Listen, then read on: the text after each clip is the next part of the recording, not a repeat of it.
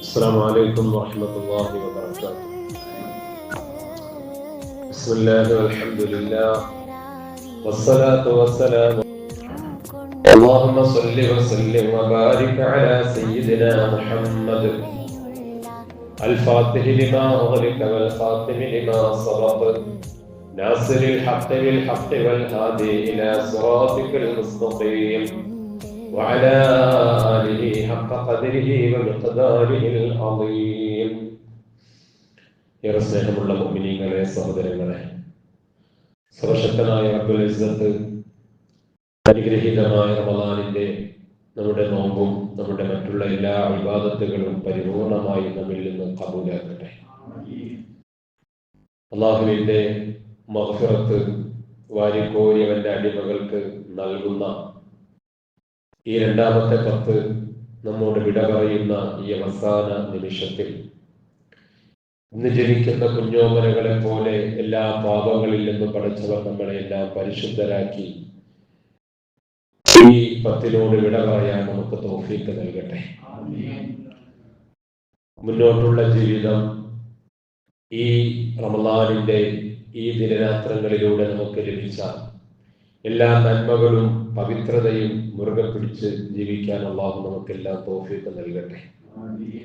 അവസാന നേരം ഖാബിലുൽ അർവാഹ് മലക്ക് അസ്റായീൽ അലൈഹിസ്സലാത്തു വസ്സലാം അരികിൽ വരുമ്പോൾ നസൂഹായ തൗബയോടെ ശാന്തിയുള്ള ആത്മാവോടെ അസ്റായീലിനെ സ്വീകരിക്കാൻ നമുക്കെല്ലാം തൗഫീഖ് നൽകട്ടെ.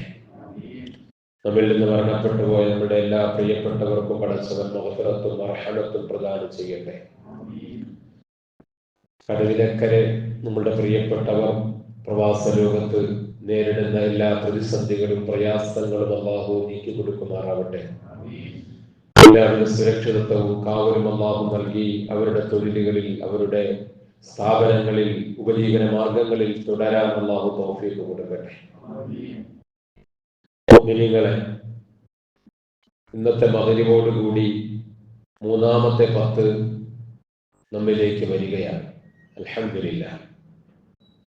ഒരു അൽഹംദുലില്ലാഹ് പറയാം. അൽഹംദുലില്ലാഹ്.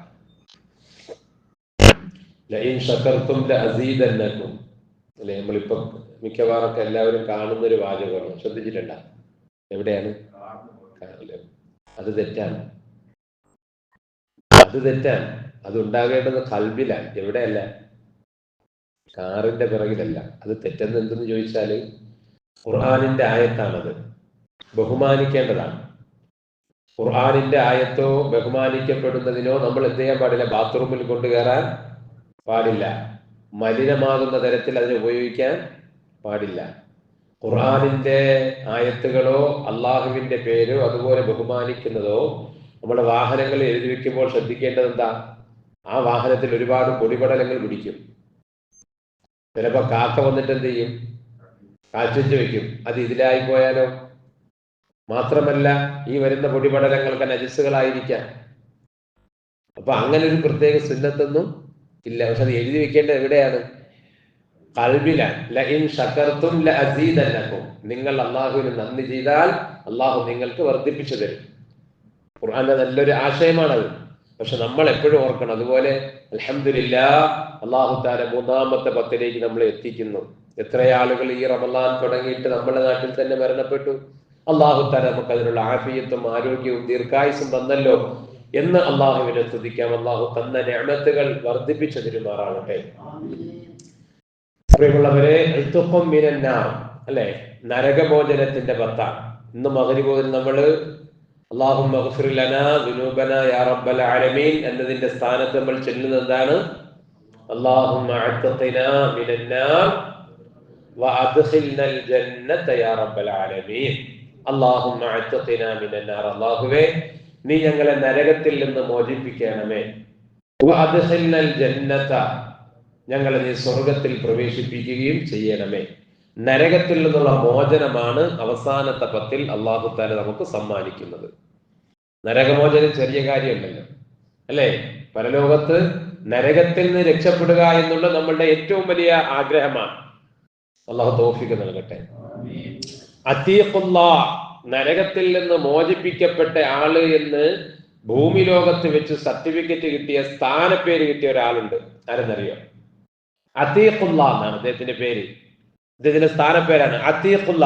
പല പേരുകളുള്ള കൂട്ടത്തിൽ ഈ ഒരു പേരുണ്ട്, അതീഖുള്ള, നരകത്തിൽ നിന്ന് മോചനം ലഭിച്ചയാൾ എന്നാണ്.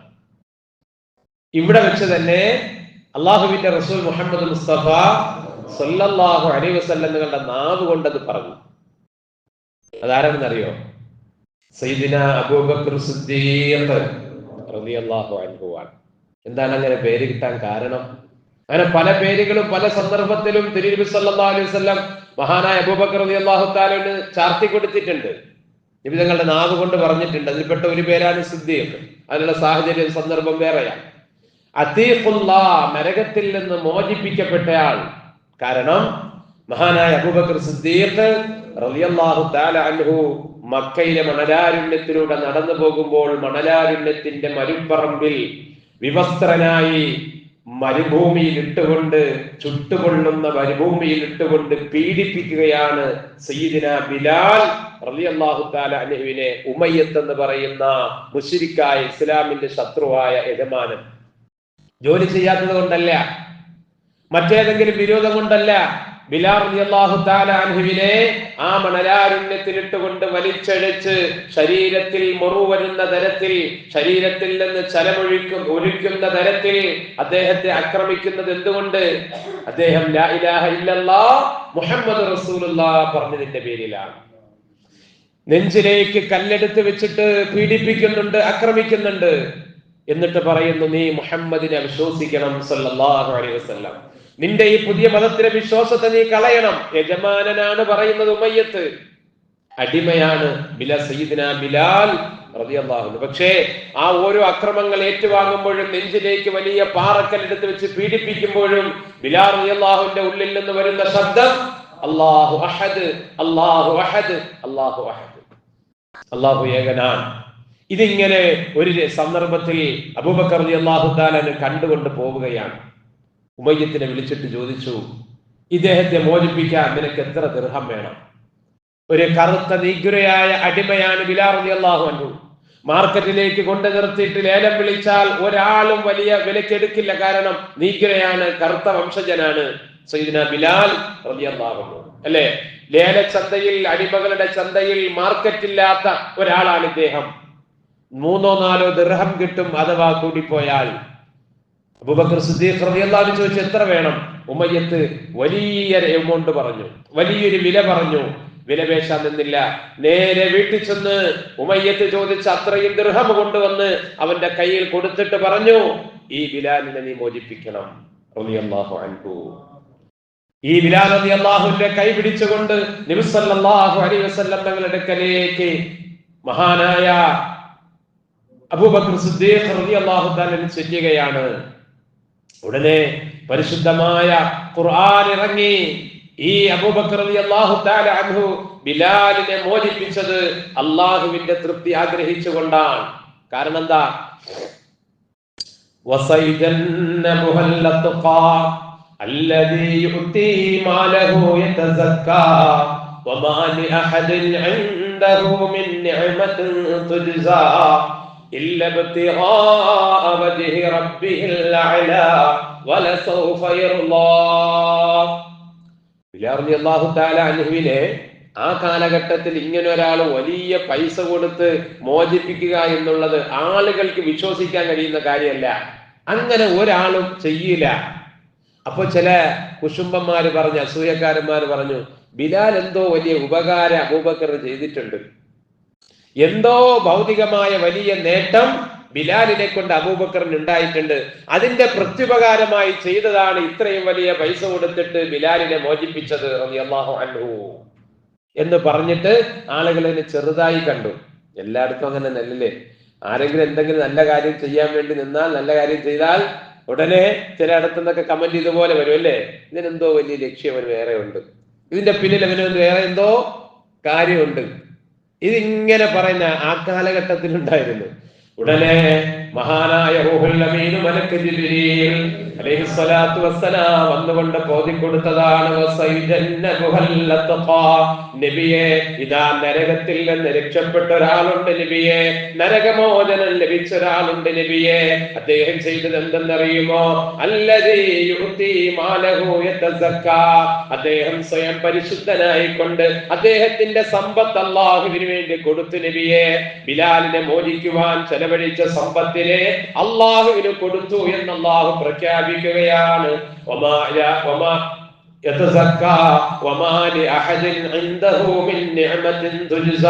ഒരാൾക്കും അദ്ദേഹം പ്രത്യുപകാരം ചെയ്യേണ്ട ഒരു ഗുണവും അദ്ദേഹത്തിന് ആരിൽ നിന്നും കിട്ടിയിട്ടില്ല. അങ്ങനെ ആർക്കെങ്കിലും എന്തെങ്കിലും ഒരു ഗുണം ചെയ്യേണ്ട ഒരു കാര്യവും അദ്ദേഹത്തിനില്ല.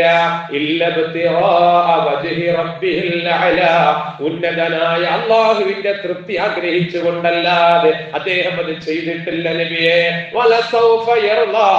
അദ്ദേഹത്തിന് ഈ ചെയ്ത നന്മയുടെ പേരിൽ നല്ല മനസ്സിന് സംതൃപ്തി ഉണ്ടാകും.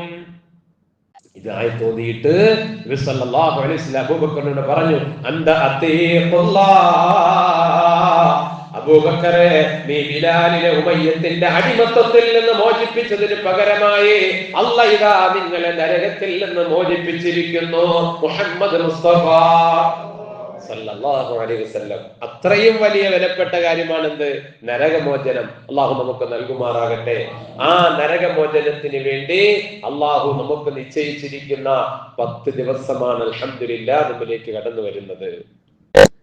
എത്ര വലിയ സൗഭാഗ്യമാണ് നമുക്ക്, അല്ലേ? അല്ലാഹുമ്മ അജ്ർനി മിനന്നാർ, അല്ലാഹുമ്മ അജ്ർനി മിനന്നാർ, അല്ലാഹുമ്മ അജ്ർനി മിനന്നാർ. ആ നരകത്തെ ഒരാളിനും സഹിക്കാൻ കഴിയില്ല. ആ നരകത്തിന്റെ പുക പോലും നമുക്ക് സഹിക്കാൻ കഴിയില്ല. അതുകൊണ്ടാണ് അല്ലാഹുവിന്റെ റസൂൽ മുഹമ്മദ് മുസ്തഫ സല്ലല്ലാഹു അലൈഹി വസല്ലം പഠിപ്പിച്ചത്, സുബഹി നിസ്കരിച്ച ഉടനെ, മഗ്രിബ് നിസ്കരിച്ച ഉടനെ 7 പ്രാവശ്യം എന്ത് പറയണം? അല്ലാഹുമ്മ അജ്ർനി മിനന്നാർ, അല്ലാഹുവേ നരകത്തിൽ നിന്നെ കാക്കണേ എന്ന്, അല്ലേ? നമ്മൾ ഖുത്ബ ഓതുമ്പോഴേ അവസാന രണ്ടാമത്തെ ഖുത്ബയിൽ ദുആ ഉണ്ടല്ലോ. ആ ദുആയിൽ നമ്മൾ 3 പ്രാവശ്യം ആവർത്തിച്ച് പറഞ്ഞ ദുആ ഏതാണ്? അല്ലാഹുമ്മ അജ്ർനാ മിനന്നാർ. പ്രധാനപ്പെട്ട പലതും നമ്മൾ 1 പ്രാവശ്യം, പക്ഷേ അല്ലാഹുമ്മ അജ്ർനാ മിനന്നാർ എന്നുള്ളത് 3 പ്രാവശ്യം. എന്താണ്? നരകത്തിൽ നിന്ന് ഞങ്ങളെ കാക്കണേ അല്ലാഹ്. ആ കാരണം നരകത്തെ ഒരാളിനും സഹിക്കാൻ കഴിയില്ല. അപ്പോൾ ഈ 3 പത്തുകളിൽ വെച്ച് ഏറ്റവും നമുക്ക് ആവശ്യമായ ഏറ്റവും പ്രധാനപ്പെട്ടത് അവസാനത്തതാണ്. പക്ഷേ മഹാനായ ഇബ്നുൽ ജൗസി റളിയല്ലാഹു അൻഹു അദ്ദേഹം പറയുന്നൊരു വാക്കുണ്ട്. സാധാരണ ഒരു കുതിര ഓട്ട മത്സരത്തിൽ കുതിര ഓടി ഓടി ഓടി തുടങ്ങി അവസാനത്തെ പോയിന്റിൽ എത്തി നിൽക്കുമ്പോൾ ഒരിക്കലും കുതിര വേഗത കുറയ്ക്കില്ല. കുതിര ഏറ്റവും വേഗത്തിൽ ഓടുന്നത് എവിടെയായിരിക്കും? അവസാനത്തെ പോയിന്റിലായിരിക്കും. അവിടെ തളർന്നു നിൽക്കുകയില്ല. എന്നിട്ട് ഇബ്നുൽ ജൗസി റളിയല്ലാഹു അൻഹു പറയാണ്, നിന്നേക്കാൾ ബുദ്ധിയുള്ളത് കുതിരയാണെന്ന് നീ വിചാരിക്കരുത് എന്ന്. അല്ല, മനസ്സിലായ? വലാ തഹസബന്ന, നീ വിചാരിക്കരുത്, അന്നഹു മുഫത്തിനുൻ മിൻക, നിന്നേക്കാൾ ആ കുതിരയ്ക്ക് ബുദ്ധി ഉണ്ടെന്ന് നീ വിചാരിച്ചു പോകരുത്. അങ്ങനെ ആകാതിരിക്കട്ടെ. അഥവാ കുതിരയുടെ ബുദ്ധി പോലും നിനക്ക് ഉണ്ടാവാത്ത ഒരു അവസ്ഥ നിനക്ക് ഉണ്ടാകരുത് എന്ന്. കുതിരയുടെ ബുദ്ധിയാണോ അതിനേക്കാൾ കൂടുതലാണോ കുറവാണോ എന്ന് എല്ലാ പള്ളികളിലും നോക്കിയാൽ നമുക്കറിയാൻ പറ്റും. മഹാനായ ഇബ്നുൽ ജൗസി റളിയല്ലാഹു അൻഹു വിലപ്പെട്ട വാക്കുകളാണ്. ഞാൻ പറഞ്ഞ വാക്കല്ല, ശരിയല്ലേ? കാരണം എന്താ? തുടക്കത്തിൽ നല്ല വേഗത്തിലുള്ള ഓട്ടമാണ്. അതിങ്ങനെ പോയിന്റില് മത്സരത്തിൽ അവസാന പോയിന്റ് എത്താറാകുന്ന അനുസരിച്ച് തളർന്നു കിടക്കുന്നു. പിറകിൽ വരുന്നവര് കയറിപ്പോ. ഇത് മത്സരമാണ്, അല്ലേ? മത്സരമല്ലേ? والسابقون السابقون أولئك المقربون في جنات النعيم ثلة من الأولين وقليل من الآخرين. ദിവസവും അല്ലാഹു തആല നമ്മളെ കൊണ്ട് ഓതിപ്പിക്കുന്ന ആയത്തല്ലേ? ഏത് സൂറത്തിലാ? സ്ഥിരമായിട്ട് ഓതുന്നവർക്ക് അറിയാൻ പറ്റും, അല്ലേ? സ്ഥിരമായിട്ട് ഓതുന്നതാണ്. ഏതാണ്? സൂറത്തുൽ വാഖിഅയിലെ ആയത്ത് ആണ്. അല്ലാഹു നിത്യമാക്കാൻ തൗഫീഖ് നൽകട്ടെ. മുൻകടന്ന് പോകുന്നവർ, സ്വർഗത്തിലേക്ക് മുൻകടന്ന് പോകുന്നവർ, മറ്റുള്ളവരെ എല്ലാം പിറകിലേക്ക് തള്ളിയിട്ട് അവൻ ഏറ്റവും വലിയ മത്സരം നടത്തി സ്വർഗത്തിലേക്ക് പോകുന്നവർ. ഉലൈകൽ മുഖറബൂൻ, അവരാണ് അള്ളാഹുവിന്റെ സാമീപ്യം ലഭിച്ചവർ. അവർക്കാണ് ഏറ്റവും ആദ്യം അള്ളാഹുവിന്റെ അരികിലെത്താൻ അവസരം ലഭിക്കുന്നത്. സാബിഖ്, മുസാബഖ, മത്സരത്തിന് എന്താ പറയുന്നത്? അറബിയിൽ മത്സരത്തിന് പറഞ്ഞ പേര് മുസാബഖ എന്ന ആ വാക്കാണ് അല്ലാഹു ഉപയോഗിച്ചത്. വസ്സാബിഖൂന സാബിഖൂൻ ഉലൈകൽ മുഖറബൂൻ ഫീ ജന്നാത്തിൻ നഈം, അവർ അനുഗ്രഹീതമായ സ്വർഗ്ഗത്തിലാണ്. സുല്ലത്തും മിനൽ അവ്വലീൻ, അങ്ങനെ അല്ലാഹുവിന്റെ സാമീപ്യം കരസ്ഥമാക്കുന്ന ഏറ്റവും മുന്നിലെത്തുന്ന മുൻഗാമികൾ, മത്സരത്തിൽ വിജയിക്കുന്നവർ. സുല്ലത്തും മിനൽ അവ്വലീൻ, അവർ മുൻകഴിഞ്ഞു പോയ ആദ്യ സമൂഹത്തിലെ ഒരു വിഭാഗമുണ്ടാകും. അവർ അല്ലാഹുവിന്റെ റസൂലിന്റെ സഹാബാക്കളാണ്. വഖലീലും മിനൽ ആഖിരീൻ, അവസാന കാലത്തൊന്നും കുറഞ്ഞ ആളുകളും ഉണ്ടാകും. ആദ്യം പോയവരിൽ നിന്ന് ഒരു സംഘം. വഖലീലും മിനൽ ആഖിരീൻ, അവസാന വിഭാഗത്തിൽ നിന്ന് കുറഞ്ഞ ആളുകളുമാണ് മുഖറബീങ്ങൾ, അള്ളാഹുവിന്റെ സാമീപ്യം കരസ്ഥമാക്കുന്നവർ. അള്ളാഹു നമുക്ക് ആ വിഭാഗത്തിൽ പെടാൻ തൗഫീഖ് നൽകട്ടെ. സാധാരണ മനുഷ്യർക്ക് പറ്റുന്ന അബദ്ധം ഇങ്ങനെയാണ്: ഏറ്റവും കൂടുതൽ പ്രതിഫലം ലഭിക്കുന്ന നന്മയുള്ള സന്ദർഭത്തിൽ അവർ അശ്രദ്ധരായി പോകും. ശൈത്താൻ നമുക്ക് തോന്നിപ്പിക്കുകയാണ് ഇതെല്ലാം കിട്ടിയിട്ടുണ്ട് എന്നുള്ളത്. പക്ഷെ അവസാനത്തെ 10 ഹബീബായ മുഹമ്മദ് മുസ്തഫ സല്ലല്ലാഹു അലൈഹി വസല്ലം ഈ അവസാനത്തെ 10 എന്താണ് അള്ളാഹു ഒരുക്കി വെച്ചിരിക്കുന്നതെന്ന് കൃത്യമായി അറിയുന്നയാള്, ഏറ്റവും കൂടുതൽ അറിയുന്ന ഒന്നാമത്തെ ആള് മുഹമ്മദ് മുസ്തഫ സല്ലല്ലാഹു അലൈഹി വസല്ലം തങ്ങളാണ്. തങ്ങൾ എന്തായിരുന്നു അവസ്ഥ? ഇദാ ദഖലൽ അശ്റുൽ അവാഖിർ മിൻ റമളാൻ, റമളാനിന്റെ അവസാനത്തെ 10 ഇങ്ങോട്ട് കടന്നു വന്നാൽ, 20 ദിവസം അങ്ങ് പൂർത്തിയായി കഴിഞ്ഞാൽ ശദ്ദ മിസ്റഹു, നബി തങ്ങൾ അവിടത്തെ അരമുണ്ടങ്ങോട്ട് ഇറുക്കി കൊടുക്കുകയാണ്. ഏതെങ്കിലും വലിയ കാര്യം ചെയ്യാൻ പോകുന്നപ്പോൾ നമ്മൾ ഇറുക്കി ഉടുക്കുന്നത് പോലെ മുത്തുനബി തങ്ങള് അവസാന തപത്തിൽ മുണ്ടിറുക്കി ഉടുക്കും. അഥവാ അവിടെ നിന്ന് എല്ലാ കാര്യങ്ങളും ഉപേക്ഷിച്ചുകൊണ്ട്, എല്ലാ വിശ്രമങ്ങളും മാറ്റിവെച്ചുകൊണ്ട് ഇബാദത്തിന് വേണ്ടി തയ്യാറാവുകയാണ്. തങ്ങൾ രാത്രി മുഴുവനും പകല് പോലെ ആക്കുകയാണ്, രാത്രി മുഴുവനും ഹയാത്താക്കുകയാണ്. നബി തങ്ങൾ തന്റെ കുടുംബത്തിനെ ഉണർത്തുകയാണ്. പിന്നെ വീട്ടുകാരെയും ഉറങ്ങാൻ സയ്യിദുനാ റസൂലുള്ളാഹി സ്വല്ലല്ലാഹു അലൈഹി വസല്ലം തങ്ങൾ വിടില്ല. രാത്രി മുഴുവനും പകല് പോലെ നിങ്ങൾ ഹയാത്താക്കും. പെട്ടെന്ന് തറാവീഹ് നിസ്കരിച്ച് ദുആ ചെയ്തിട്ട് പിന്നെ അവസാനത്തെ 10 ചെന്ന് കിടക്കയല്ല, രാത്രിയും പകലുപോലെ ഇബാദത്ത് കൊണ്ട് സജീവമാക്കുമായിരുന്നു. അതിൽ നബി തങ്ങൾ ഏറ്റവും പ്രധാനമായി ചെയ്തിരുന്നത് എന്താണ്? കാന യഅതഖഫുൽ അശ്റുൽ അവാഖിർ മിൻ റമളാൻ, റമളാനിന്റെ അവസാനത്തെ 10 മുഴുവനും മുത്തുനബി തങ്ങൾ പള്ളിയിൽ ഇഅ്തികാഫിലായിരുന്നു. അവസാനത്തെ 10 നബി തങ്ങളെ കാണണമെങ്കിൽ പള്ളിയിൽ വരണം. വഫാത്താകുന്നത് വരെയും തിരുനബി മുഹമ്മദ് മുസ്തഫ സല്ലല്ലാഹു അലൈഹി വസല്ലം തങ്ങളുടെ ശൈലി അതായിരുന്നു. അവസാനത്തെ 10 ദിവസവും പള്ളിയിൽ ഇഅ്തികാഫാണ്. അല്ലേ? ഇഅ്തികാഫ് വലിയ പ്രതിഫലം ലഭിക്കുന്ന അമലാണ്. ഇഅ്തികാഫ് അല്ലാഹുവിന്റെ പള്ളിയിൽ ഇരിക്കുക, അള്ളാഹുവിന്റെ പള്ളിയിൽ നിന്ന് ഇബാദത്ത് ചെയ്യുക, അത് മറ്റുള്ള അമലുകൾ ചെയ്യുക. കാരണം അള്ളാഹുവിന്റെ ഭവനമാണ് പള്ളി. ആ അള്ളാഹുവിന്റെ ഭവനത്തിൽ വന്നിരുന്നാൽ നമ്മുടെ ഹൃദയം അള്ളാഹുമായി ബന്ധിക്കുകയാണ്. മറ്റുള്ളതെല്ലാ ഓർമ്മകളും ചിന്തകളും പോവുകയാണ്. ആരോടൊപ്പം ഇരിക്കുന്നോ നമ്മൾ അവരോടൊപ്പമാണ് കൂടുതൽ സംസാരിക്കുന്നത്, അവരുടെ ചിന്തയാണ് കൂടുതൽ നമുക്കുണ്ടാകുന്നത്. എന്നാൽ അള്ളാഹുവിന്റെ പള്ളിയിൽ വന്നിരുന്നാൽ നമുക്ക് ബന്ധം അള്ളാഹുമായിട്ടായി, നമ്മളുടെ സംസാരം അള്ളാഹുമായിട്ടായി, നമ്മളുടെ അടുപ്പം അള്ളാഹുമായിട്ടായി. ഇതിനു വേണ്ടിയാണ് ഇഅ്തികാഫ്, അല്ലേ? ആ മര്യാദയോടെ അതോടെ ഇഅ്തികാഫിന്റെ നിയ്യത്തോടു കൂടി പള്ളിയിൽ ഇരുന്നാൽ നമ്മളുടെ ഹൃദയം അള്ളാഹുമായിട്ടുള്ള ബന്ധമായി. അവസാനത്തെ 10 അള്ളാഹുവിന്റെ റസൂലിന്റെ ജോലി ഇതാണ്, അള്ളാഹുമായിട്ടുള്ള ബന്ധം മാത്രമാണ്. നമ്മളെ പോലെയായിരുന്നു നബി സല്ലല്ലാഹു അലൈഹി വസല്ലം. എന്തെല്ലാം തിരക്കുള്ള ജീവിതം, എന്തെല്ലാം കാര്യങ്ങൾ ജീവിതത്തിൽ, ആരെല്ലാം നബി തങ്ങളുടെ അടുക്കൽ എന്തെല്ലാം ആവശ്യങ്ങളുമായിട്ട് വരും, എന്തെല്ലാം വിഷയങ്ങളുണ്ട് നബി തങ്ങളുടെ അടുക്കൽ. പക്ഷേ അതെല്ലാം അവസാനത്തെ 10 നബി സല്ലല്ലാഹു അലൈഹി വസല്ലം മാറ്റിവെച്ച് ഏത് ഇബാദത്തും ഏത് കാര്യങ്ങളും പള്ളിയിൽ. രാത്രി വീട്ടുകാരെ ഉണർത്തും, അവരെയും ഉറങ്ങാൻ നബിതങ്ങൾ വിടാറില്ല. അവരോട് ഇബാദത്ത് ചെയ്യാൻ നബിതങ്ങൾ കൽപ്പിക്കും, അവരെയും അതിനുവേണ്ടി പ്രേരിപ്പിക്കുന്നതാണ്. കാരണം എന്തുകൊണ്ട് അവസാനത്തെ 10 ഇത്രയും പ്രാധാന്യം നബി സല്ലല്ലാഹു അലൈഹി വസല്ലം കൊടുക്കാൻ കാരണം ഇന്നാ അൻസൽനാഹു ഫീ ലൈലത്തുൽ ഖദ്ർ വമാ അദ്റാക മാ ലൈലത്തുൽ ഖദ്ർ ലൈലത്തുൽ ഖദ്രി ഖൈറും മിൻ അൽഫി ശഹർ تنزل الملائكة والروح فيها بإذن ربهم من كل أمر سلام هي حتى مطلع الفجر. അല്ലാഹു നമുക്ക് നൽകട്ടെ, അല്ലാഹു നമുക്ക് എല്ലാം നൽകട്ടെ. ഈ ലൈലത്തുൽ ഖദ്ർ വിശുദ്ധമായ ഖുർആൻ ഇറങ്ങിയ അനുഗ്രഹീതമായ രാവ് എല്ലാ വർഷവും ആവർത്തിച്ച് വരികയാണ്. അല്ലാഹുവിന് നമ്മോടുള്ള സ്നേഹം കൊണ്ട്, കാരുണ്യം കൊണ്ട് അല്ലാഹു നമുക്ക് തരുന്നതാണ്. അല്ലെ, 1000 മാസങ്ങളെക്കാൾ ശ്രേഷ്ഠമായ പുണ്യരാവ് ഇത് കിട്ടാൻ പ്രിയമുള്ളവരെ, എത്ര നമ്മൾ ദുനിയാവിൽ ജീവിച്ചിരുന്നാൽ നമുക്ക് ഇതിനുള്ള പ്രതിഫലം കിട്ടും. നമ്മളുടെ ജീവിതത്തിൽ ഇബാദത്തല്ലാത്ത ഏതെല്ലാം കാര്യത്തിന് വേണ്ടി നമ്മളുടെ സമയം ചെലവഴിക്കുന്നു, നമ്മൾ ഏതെല്ലാം കാര്യത്തിൽ വ്യാപൃതരാകുന്നു. പക്ഷേ ലൈലത്തുൽ ഖദ്റിന്റെ ഒറ്റ രാത്രി കിട്ടിയാൽ 1000 മാസം മുഴുവനും പകൽ നോമ്പെടുത്തതിന്റെ പ്രതിഫലം, 1000 മാസം മുഴുവനും രാത്രി നിസ്കരിച്ചതിന്റെ പ്രതിഫലം എന്നല്ല, ഖൈറും മിൻ അൽഫി ശഹർ, അതിനേക്കാൾ ഉത്തമമാണ്. 1000 മാസത്തെ പ്രതിഫലം എന്നല്ല പറഞ്ഞത്, മറിച്ച് 1000 മാസത്തേക്കാൾ ഉത്തമമാണ്. അള്ളാഹു നമുക്ക് നൽകട്ടെ. അല്ലെ, 83 വർഷത്തെ പ്രതിഫലം ഒരൊറ്റ രാത്രി. ഇതെന്നാണ് ഉണ്ടാകുന്നത്? അല്ലെ, പഴയ കാലം മുതലേ ഒരു തെറ്റിദ്ധാരണുണ്ട്. എന്നാണെന്ന് 27 രാവിനാണെന്ന്.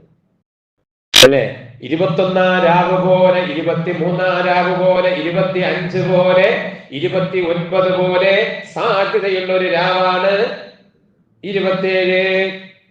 പിന്നെ അതിന് സാധാരണ എല്ലാവരും കൂടി അതിനെ കൂടിയിട്ട് നമുക്ക് അന്നാക്കാന്ന് പറഞ്ഞാൽ അന്നൊന്ന് അടിച്ചു പൊളിച്ചെല്ലാം കൂടെ കൂട്ടി കലക്കിയിട്ട് എന്ത് ചെയ്യാം, അന്ന് കയറാന്ന് വിചാരിച്ചിട്ടാണ് അന്ന് മാത്രം എന്നുള്ളത്. അല്ലേ, നബി സല്ലല്ലാഹു അലൈഹി വസല്ലം തങ്ങൾ ലൈലത്തുൽ ഖദ്റിന് സാധ്യതയുള്ളത് എന്താ പറഞ്ഞത്?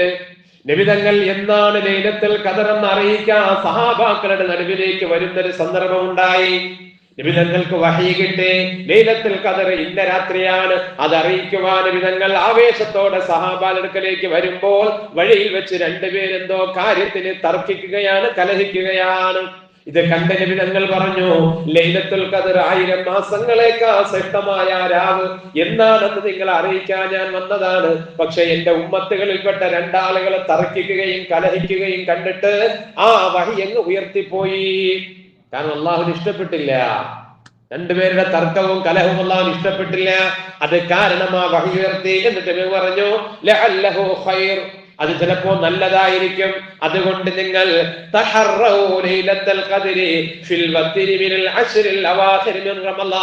റമളാനിന്റെ അവസാനത്തെ 10-ലെ ഒറ്റ രാത്രികളിൽ നിങ്ങൾ ലൈലത്തുൽ ഖദ്റിനെ പ്രതീക്ഷിച്ചു കൊള്ളുക. ശഫീഉനാ റസൂലുള്ളാഹി സ്വല്ലല്ലാഹു അലൈഹി വസല്ലം. അപ്പൊ സാധാരണ ആളുകൾ വലിയ പ്രാധാന്യം കൊടുക്കാന്ന് പറഞ്ഞാല് എല്ലാ ഒറ്റ രാവുമ്പോ എത്രയായി? 5 രാവായില്ലേ? ഒന്നൊക്കെ ആണെങ്കിൽ അഡ്ജസ്റ്റ് ചെയ്യാമായിരുന്നു, അല്ലേ? അപ്പോ എല്ലാ ഒറ്റ രാവിന് ഏതിന് സാധ്യതയുണ്ട്? ലൈലത്തുൽ ഖദ്ർ ഉണ്ടാകാൻ ഇന്നത്തെ ഒറ്റ രാവ്, 21ാമത്തെ രാവ് ഉൾപ്പെടെ. നമ്മളിത് മനസ്സിലാക്കണം. കഴിയുന്നവരൊക്കെ പള്ളിയിൽ വന്നുകൊണ്ട് ഇത്തികാഫിരുന്ന് നിസ്കരിച്ച് ഇബാദത്തിൽ കഴിച്ചുകൂട്ടി ഒക്കെ, വീടുകളിലാണെങ്കിൽ വീട്ടിൽ സ്ത്രീകൾ വീടുകളിൽ ഇരുന്നുകൊണ്ട് ഇബാദത്ത് ചെയ്ത് ദിക്റും കാര്യങ്ങളും ദുആയും ഒക്കെയായി ലൈലത്തുൽ ഖദ്റിനെ പ്രതീക്ഷിച്ചിരിക്കുക. അഥവാ അത് കിട്ടിയില്ലെങ്കിലും അതിന്റെ പ്രതിഫലം അല്ലാഹു തആല തള്ളൂല. കാരണം ഇന്നമൽ അഅമാലു ബിന്നിയാത്ത്, നമ്മളുടെ നിയ്യത്ത് അനുസരിച്ച് അല്ലാഹു തആല പ്രതിഫലം തരും. എത്ര ദിവസം അധ്വാനിക്കുന്നുണ്ടോ അതിന്റെ പ്രതിഫലം അല്ലാഹു തആല ഒന്നും പാഴാക്കൂല, നമുക്ക് തരുന്നതാണ്. അൽ ജസാഉൽ ഇഹ്സാൻ ഇല്ലൽ ഇഹ്സാൻ, നന്മയ്ക്ക് പ്രതിഫലം അല്ലാഹു നന്മ മാത്രമാണ്, ഒരിക്കലും പരാജയം അല്ലാഹു തആല കൊടുക്കില്ല. അതുകൊണ്ട് ഒറ്റ രാവിലൊക്കെ നമ്മൾ പ്രതീക്ഷിക്കേണ്ടതാണ്. ഇൻഷാ അല്ലാഹ് നമ്മൾ എല്ലാ വർഷവും ഉള്ളതുപോലെ അല്ലാഹു നമുക്കെല്ലാം തൗഫീഖ് നൽകട്ടെ. കുറഞ്ഞ സമയം, രാത്രി 2-3 മണിക്കൂർ ഖിയാമുൽ ലൈലൊക്കെ നിസ്കരിച്ച് കഴിയുന്ന ഇബാദത്തുകളൊക്കെ ചെയ്ത് നമുക്കിരുന്ന് ഇൻഷാ അല്ലാഹ് റാഹത്തായിട്ട് എല്ലാ ഒറ്റൊരു രാവിലെ ലൈലത്തുൽ ഖദർ പ്രതീക്ഷിച്ചുകൊണ്ട് നമുക്ക് ദുആ ചെയ്യണം. പ്രത്യേകിച്ച് വർത്തമാന കാലത്ത് മുസ്ലിം ഉമ്മത്ത് നേരിടുന്ന, നമ്മൾ വ്യക്തിപരമായി നമ്മുടെ നാട്ടില്, നമ്മുടെ രാജ്യത്ത്, ലോകാടിസ്ഥാനത്തിൽ തന്നെ അള്ളാഹുവിന്റെ സഹായം ഒരുപാട് കിട്ടേണ്ട അവസരമാണ് നമ്മളുടെ മുന്നിൽ. അത് അള്ളാഹുവിനോട് ചോദിച്ചു വാങ്ങണം. ആ സമയത്ത് കിടന്ന് ഉറങ്ങിപ്പോയാൽ അത് വലിയ നഷ്ടമാണ്. അള്ളാഹു തആല ഉമ്മത്തിന് മുഴുവനും മനസ്സിലാക്കാൻ അള്ളാഹു തൗഫീഖ് കൊടുക്കുമാറാകട്ടെ. പ്രിയമുള്ളവരെ, ഏറ്റവും ശ്രേഷ്ഠമായ ഈ 10 ദിവസങ്ങൾ നമ്മൾ ഇബാദത്ത് കൊണ്ട് സംസാരങ്ങൾ കുറയ്ക്കുക, മറ്റ് മൊബൈൽ ഉൾപ്പെടെയുള്ള ഉപയോഗങ്ങൾ കുറയ്ക്കുക, മറ്റുള്ളവരുടെ കാര്യങ്ങൾ ചർച്ച ചെയ്യുന്നത് കുറയ്ക്കുക. ഏറ്റവും നമ്മൾ പ്രധാനമായിട്ട് സ്ത്രീകളാകട്ടെ പുരുഷന്മാരാകട്ടെ സാധനങ്ങൾ വാങ്ങാൻ മാർക്കറ്റുകളിലേക്ക് പോകേണ്ടി വരും. മഹത്തുക്കളൊക്കെയും റമളാനിന് മുമ്പാണ് വീട്ടിലെ മുഴുവൻ കാര്യങ്ങളും ഒരുക്കി വെച്ചിരുന്നത്. റമളാൻ ആയി കഴിഞ്ഞാൽ പിന്നെ അങ്ങനെയുള്ള വീട്ടിലെ ആവശ്യങ്ങൾക്ക് പോലും പോകാതെ ഇബാദത്തിൽ കഴിഞ്ഞുകൂടിയവരുണ്ട്. അവസാനത്തെ 10 ആളുകൾ ആഘോഷപൂർവ്വമാക്കുന്നത് ഷോപ്പിംഗ് കൊണ്ടാണ്. അതൊക്കെയും റമളാനിന്റെ എല്ലാ പ്രതിഫലവും നശിപ്പിച്ചു കളയുന്നതാണ്. അള്ളാഹു കാത്തിരക്ഷിക്കുമാറാകട്ടെ. പരമാവധി നന്മകൾ മനസ്സിലാക്കി നമുക്ക് ഇതിലൊക്കെ ഇടപെട്ട് ജീവിതം മുന്നോട്ട് കൊണ്ടുപോകാൻ അള്ളാഹു തൗഫീഖ് നൽകുമാറാകട്ടെ. മഹാനായ മസ്റൂഖ് റളിയല്ലാഹു തആല അൻഹുവിനെ കുറിച്ച് പറയുന്നത് കാണാം. ഇദാ ദഖലൽ അശ്റുൽ അവാഖിർ, അവസാനത്തെ 10 കഴിഞ്ഞാൽ ഖാമൽ ലൈല കുല്ലഹു, മസ്റൂഖ് റഹ്മത്തുള്ളാഹ് രാത്രി മുഴുവൻ നിസ്കരിക്കുമായിരുന്നു. ഹത്താ ഇൻഫജറൽ ഫജ്ർ, ഫജ്ർ സോദ് കുതിക്കുന്നത് വരെ, സുബഹി വരെ. വമാ കാന യനാമു ഇല്ലാ സാജിദ, സുജൂദിലായിട്ടല്ലാതെ അദ്ദേഹം ഉറങ്ങുകയില്ലായിരുന്നു. എന്ന് പറഞ്ഞാൽ സുജൂദിൽ കിടന്ന് ഉറങ്ങുമെന്നല്ല, അദ്ദേഹം അല്പം റെസ്റ്റ് എടുക്കുന്നെങ്കിൽ എവിടെയായിരിക്കും? അത് സുജൂദിലായിരിക്കും. അത്രത്തോളം ഇബാദത്തിൽ ഇങ്ങനെ ഒരുപാട് മഹത്തുക്കളുടെ ഉദ്ധരണികൾ, അവരുടെ ജീവിതത്തിന്റെ അവസ്ഥകൾ കിതാബുകളിൽ നമുക്ക് കാണാൻ കഴിയും. അവരൊക്കെ റമളാനിനെ ബഹുമാനിച്ച് അവർ സ്വർഗത്തിലേക്ക് പറന്ന് കയറി വരാം. അള്ളാഹു നമുക്കും അതിനുള്ള തൗഫീഖ് നൽകി അനുഗ്രഹിക്കുമാറാകട്ടെ. ഇൻഷാ അല്ലാഹ് നമുക്ക് തറാവീഹിന് ശേഷം പിരിഞ്ഞിട്ട് റെസ്റ്റ്, അല്പം ഭക്ഷണം ഒക്കെ കഴിച്ചിട്ട് തിരിച്ചു വന്ന ഒരു 11 മണിക്ക് നമുക്ക് 8 റക്അത്ത് ഖിയാമുൽ ലൈൽ നിസ്കരിച്ച്, അതുപോലെ ഖുർആനൊക്കെ ഓതി ദിക്ർ ചൊല്ലി ഒരുമിച്ച് ദുആ ചെയ്ത്, ഒറ്റയ്ക്ക് ദുആ ചെയ്ത് ലൈലത്തുൽ ഖദർ പ്രതീക്ഷിച്ചിരുന്നു കൊണ്ട് നമുക്ക് പിരിയണം. അള്ളാഹു അതിനുള്ള തൗഫീഖും ആഫിയത്തും നമുക്കെല്ലാം നൽകി അനുഗ്രഹിക്കുമാറാകട്ടെ. ഹോസ്പിറ്റൽ കേസുകൾക്ക് വേണ്ടി നമ്മൾ എത്ര ഉറക്കമൊഴിയാറുണ്ട്.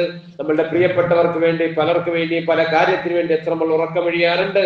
അതുപോലെ തന്നെ എത്ര ആളുകൾ അവരുടെ ഉപജീവന മാർഗത്തിന് വേണ്ടി, ഒരു അരച്ചാൻ വയറിന് വേണ്ടി, കുടുംബത്തിന് വേണ്ടി രാത്രി ഉറങ്ങാതെ ജോലി ചെയ്യുന്ന എത്രയോ ആളുകളുണ്ട്.